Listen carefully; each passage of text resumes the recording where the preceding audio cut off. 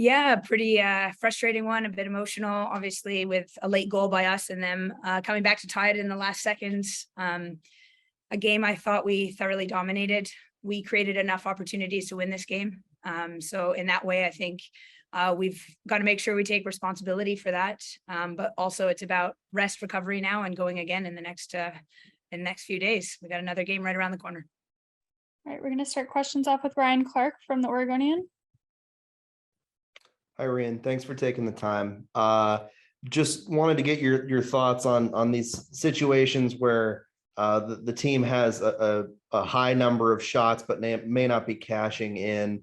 I'm curious what may lead to those situations and how you avoid maybe repeating that in a postseason situation.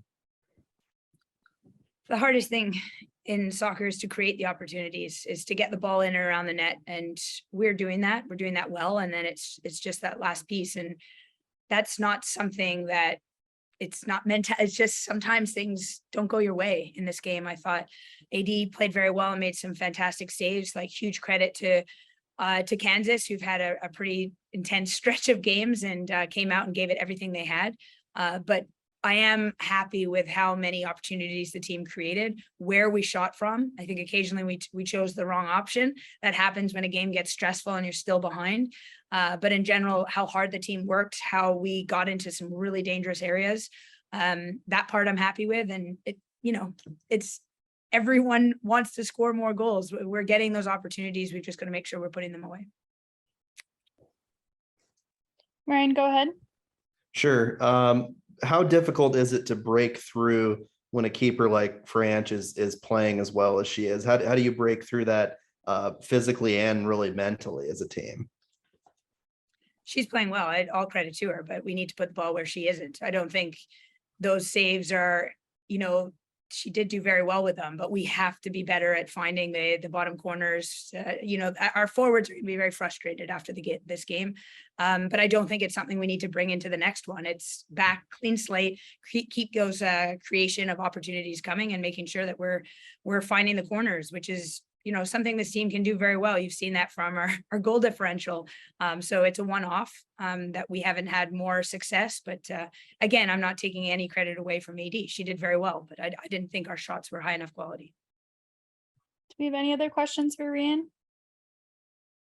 right, we'll take one last question from Ryan. Yes, going into this quick turnaround game against Louisville on Wednesday, given the emotions and the intensity of this game, what's the strategy to try and reset for something that quickly? We've talked about it being about process, and it's such a bland thing to say, but it is. Like, this is something where we are on the road, we take a point. I think it should have been 3 in terms of our performance, but if we don't put away our opportunities, this is what can happen, and that's a big piece of this season.